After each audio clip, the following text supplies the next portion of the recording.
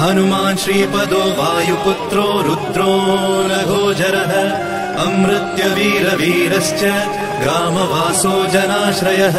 धनदो निर्गुणः शूरो वीरो निधिपतिर्मुनिः पिङ्गाक्षो वरदो वाग्मी सीताशोकविनाशकः शिवः शर्वत्परो व्यक्तो व्यक्तो धराधरः पिङ्गकेशः पिङ्गरोमा श्रुतिगम्यः सनातनः अनादिर्भगवान् देवो विश्वहेतुर्जनाश्रयः आरोग्यकर्ता विश्वेशो विश्वनाथो हरीश्वरः भर्गो रामो रामभक्तः कल्याणप्रकृतिस्थिरः विश्वम्भरो विश्वमूर्तिर्विश्वाकारश्च विश्वपः विश्वात्मा विश्वसेव्योऽथ विश्वो विश्वहरो रविः विश्वचेष्टो विश्वगम्यो विश्वधेयः कलाधरः प्लवङ्गमः कविश्रेष्ठो ज्येष्ठो विद्यावनेचरः बालो वृद्धो युवा तत्त्वगम्यः सुखो यजः अञ्जनासूनुरव्यग्रो ग्रामशान्तो धराधरः भूर्भुवस्वर्मर्हलोको जनो लोकस्तको व्ययः सत्यमोङ्कारगम्यश्च प्रणवो व्यापकोमलः शिवो धर्मप्रतिष्ठाता रामेशफल्गुणप्रियः गोष्पदीकृतवाराशि पूर्णकामोधरापतिः रक्षोघ्नपुण्डरीकाक्ष शरणागतवत्सलः जानकी प्राणदाता च रक्षप्राणापहारकः पूर्णसत्त्वपीतवासा दिवाकरसमप्रभः द्रोणहर्ता शक्तिनेता शक्तिराक्षसमारकः रक्षोघ्नो रामदूतश्च शाकिनी जीवहारकः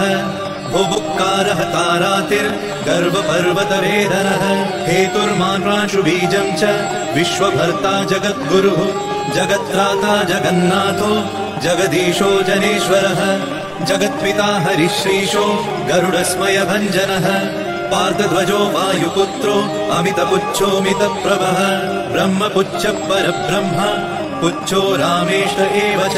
सुग्रीवादियुतो ज्ञानी वानरो वानरेश्वरः कल्पसायी चिरञ्जीवी प्रसन्नश्च सदाशिवः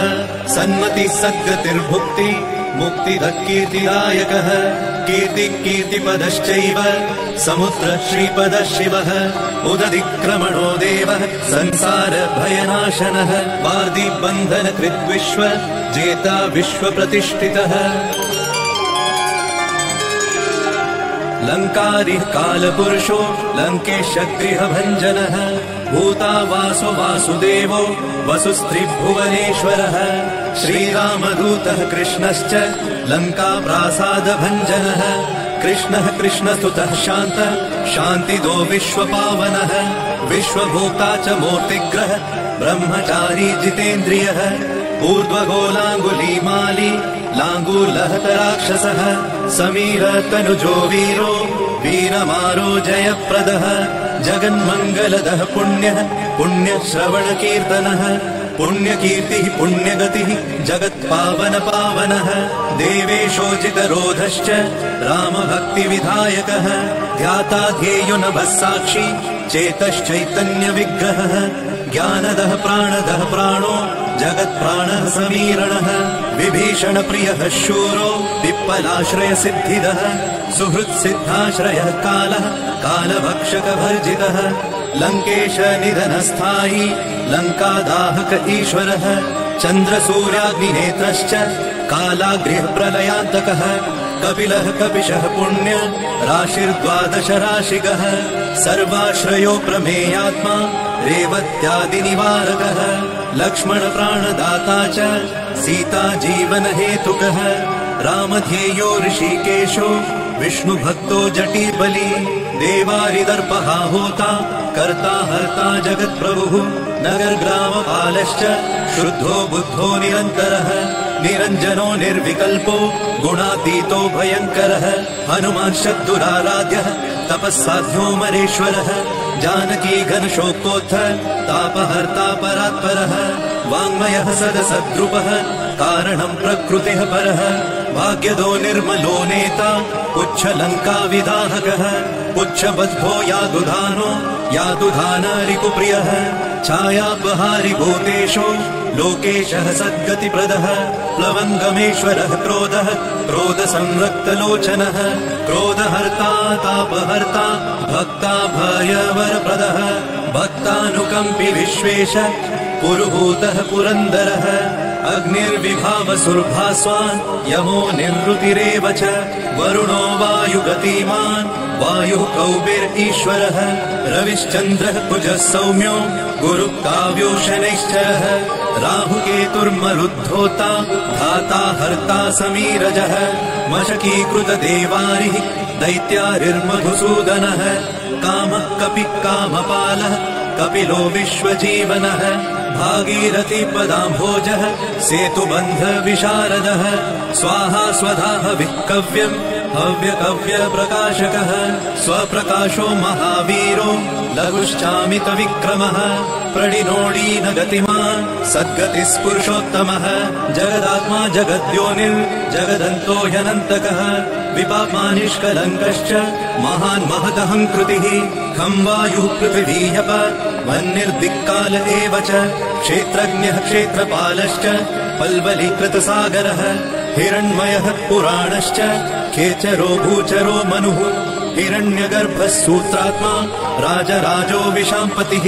वेदान्तवेद्यो गीतश्च वेदवेदाङ्गपारगः प्रतिग्रामस्थितः साध्य स्फूर्तिदाता गुणाकरः नक्षत्रमालिभूतात्मा सुरभिकल्पपादपः चिन्तामणिर्गुणनिधिः प्रजापतिर्नुत्तमः पुण्यश्लोकः पुरारातिर्ज्योतिष्मान् शार्वरीपतिः किलिकिल्यारवत्रस्त भूतप्रेत पिशाचकः ऋणत्रयहरः सूक्ष्मः स्थूलः सर्वगतः पुमान् अपस्मारहरः स्मर्ते श्रुतिर्गाथा स्मृतिर्मनुः स्वर्गद्वारः प्रजाद्वारो मोक्षद्वारम् कपीश्वरः नादरूपः परब्रह्म ब्रह्म ब्रह्मा पुरातनः एको नैको जनः शुक्ल स्वयं ज्योतिरनाकुलः ज्योतिर्ज्योतिरनादिश्च सात्विको राजसत्तमः तमोहर्ता निरालम्बो निराकारो गुणाकरः गुणाश्रयो गुणमयो बृहत्कायो बृहद्यशाः बृहद्धनुर्बृहत्पादो बृहन्मूर्धा बृहत्स्वनः बृहत्कर्णो बृहन्यासो बृहन्नेत्रो बृहद्गलः बृहद्यत्नो बृहच्चेष्टो बृहत्पुच्छो बृहत्करः बृहद्गतिर्बृहत्सेव्यो बृहल्लोकफलप्रदः बृहच्छक्तिर्बृहद्वाञ्छा फलदो बृहदीश्वरः बृहल्लोकनुतो द्रष्टा विद्यादाता जगद्गुरुः देवाचार्यः सत्यवादी ब्रह्मवादी कलाधरः सप्तपातालगामी च मलयाचल संश्रयः उत्तराशास्थितः श्रीदो दिव्यौषधवशः खगः शाखामृगः कपीन्द्रश्च पुराणः श्रुतिसञ्चरः चतुरो ब्राह्मणो योगी योगगम्यः परात्परः अनादिनिधनो व्यासो वैकुण्ठः पृथिवीपतिः पराजितो जिताराशिः सदानन्दश्च ईशिता गोपालो गोपतिर्गोप्ता कलिः कालः परात्परः मनोवेगी सदा योगी संसार भयनाशनः तत्त्वदाता च तत्त्वज्ञः तत्त्वं तत्त्वप्रकाशकः शुद्धो बुद्धो नित्ययुक्तो युक्ताकारो जयप्रदः प्रलयोमितमायश्च मायातीतो विमत्सरः माया निर्जितरक्षश्च माया निर्मितविश्वपः मायाश्रयश्च निर्लेपो माया निर्वञ्चकसुखः सुखी सुखप्रदो नागो महेश कृतसंस्थवः महेश्वरः सत्यसन्धः शरभः कलिपावनः रसो रसज्ञसम्मानः तपश्चक्षुर्च भैरवः घ्राणो गन्धस्पर्शनञ्च स्पर्शोऽहङ्कारमानदः नेति नेतिति गम्यश्च वैकुण्ठभजनप्रियः गिरिशो गिरिजाकान्तो दुर्वासः कविरङ्गिराः भृगुर्वसिष्ठश्च वनः तुम्बुरुर्नारदो मलः विश्वक्षेत्रम् विश्वबीजम् विश्वनेत्रश्च विश्वपः याजको यजमानश्च पावकः पितरस्तथा श्रद्धा बुद्धि क्षमा तन्द्रा मन्त्रो मन्त्रयुतस्वरः राजेन्द्रो भूपती कण्ठ माली संसारसारथिः नित्यसम्पूर्णकामश्च भक्तकामधुवुत्तमः गणपकीशपो भ्राता पिता माता च मारुतिः सहस्रशीर्षा पुरुषः सहस्राक्ष सहस्रपात् कामजित् कामदहन कामकाम्यफलप्रदः मुद्रहारी रक्षोघ्नः क्षितिभारहरो बलः नखदंष्ट्रायुधो विष्णु भक्तो भयवरप्रदः दर्पः दर्पदो दृप्तः शतमूर्तिः अमूर्तिमान् महानिधिर्महाभोगो महाभोगो महार्थदः महाकारो महायोगी महातेजा महाद्युतिः महाकर्मा महानादो महामन्त्रो महामतिः महाशयो महोदारो महादेवात्मको विभुः रुद्रकर्मा क्रूरकर्मा रत्ननाभः कृतागमः अम्भोधिलङ्घनः सिंहो नित्यो धर्मप्रमोदनः जितामित्रो जयः सामो विजयो वायुवाहनः जीवदाता सहस्रांशुः मुकुन्दो भूरि दक्षिणः सिद्धार्थ सिद्धिदः सिद्ध सङ्कल्प सिद्धिहेतुकः सप्तपातालभरणः सप्तर्षिगणवन्दितः सप्ताभिलङ्घनो वीरः सप्तद्वीपोरुमण्डलः सप्ताङ्गराजसुखदः सप्तमात्र निषेवितः सप्तलोकैकमुकुटः सप्तहोतास्वराश्रयः सप्तच्छन्दोनिधि सप्त छन्द सप्त जनाश्रयः सप्तसामोपगीतश्च सप्तपातालसंश्रयः मेधाविकीर्तिदः शोक हरिदौर्भाग्यनाशनः सर्ववश्यकरो भर्गो दोषघ्नपुत्रपौत्रदः प्रतिवादी मुखस्तम्भो दुष्टचित्तप्रसादनः पराभिचारशमनो दुःखघ्नुबन्धमोक्षदः नवद्वारपुराधारो नवद्वारनिकेतनः नरनारायणस्तुत्यो नरनाथो महेश्वरः मेखलीकवची खड्गी राजिष्णुर्विष्णुसारथिः बहुयोजन विस्तीर्ण पुच्छ हतासुरः दुष्टग्रहनिहन्ता च पिशाचकः घातुकः बालग्रह विनाशी च धर्मो नेता कृपाकरः उग्रकृत्योग्रवेगश्च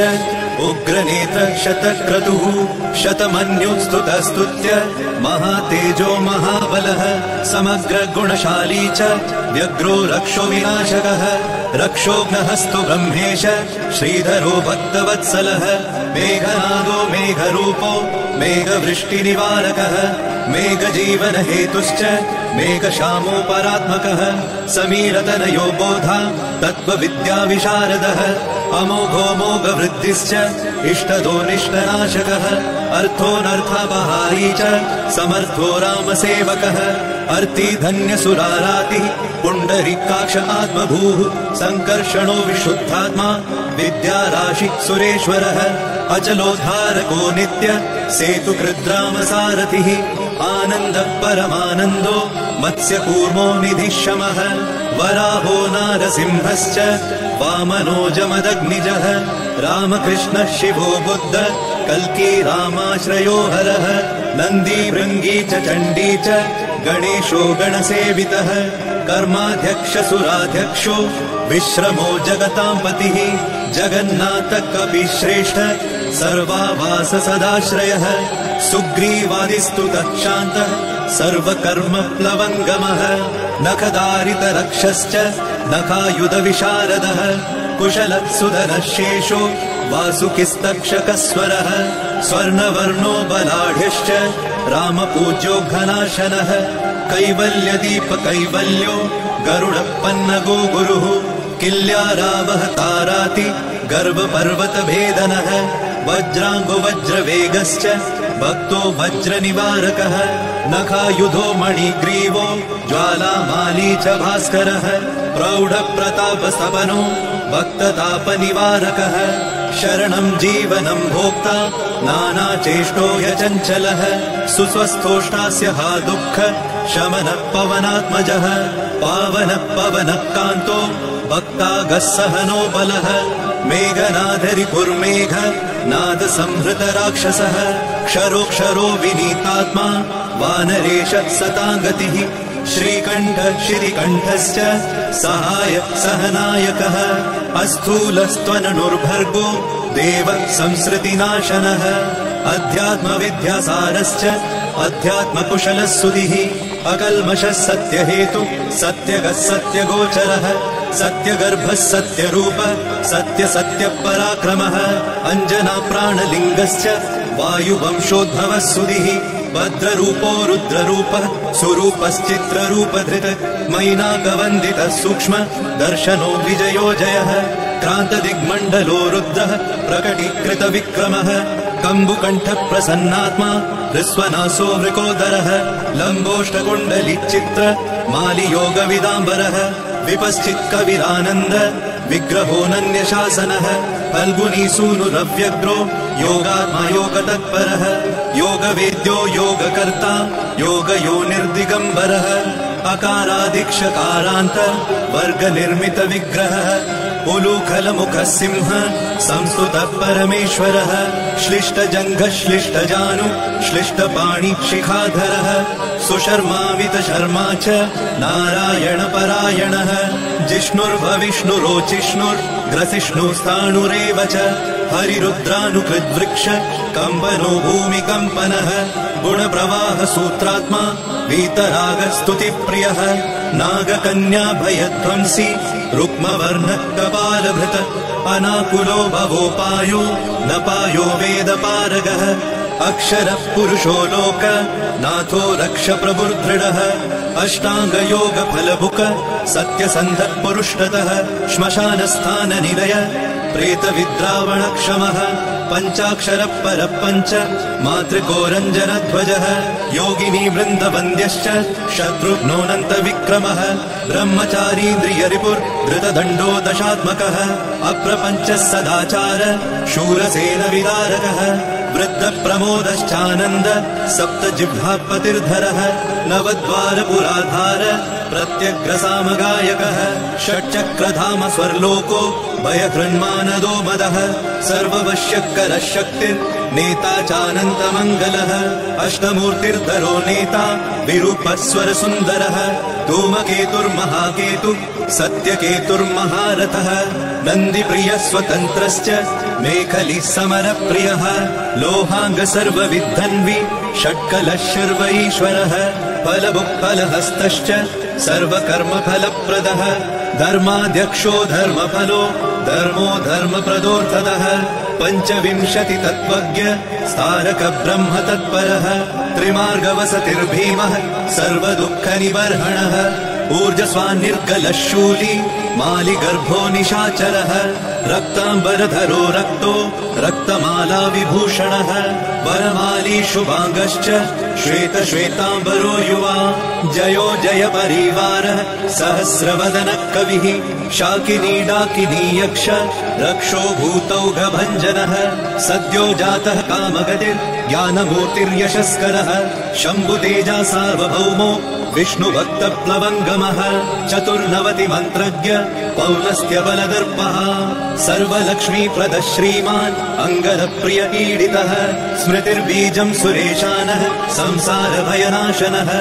उत्तम श्रीपरिवार श्रीभूदुर्गा च कामदृक् सदा गतिर्मातरिष्वा रामपादाब्ज षट्पदः नीलप्रियो नीलवर्णो नीलवर्णप्रियः सुहृत् रामदूतो लोकबन्धु रन्तरात्मा मनोरमः श्रीरामध्यानकृद्वीरः सदा किं पुरुषस्तुतः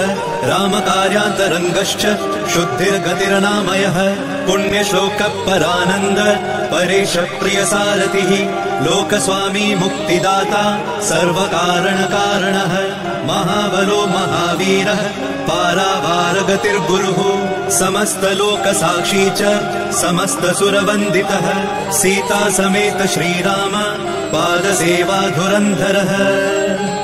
इति श्री आञ्जनेय सहस्रनाम स्तोत्रम् सम्पूर्णम्।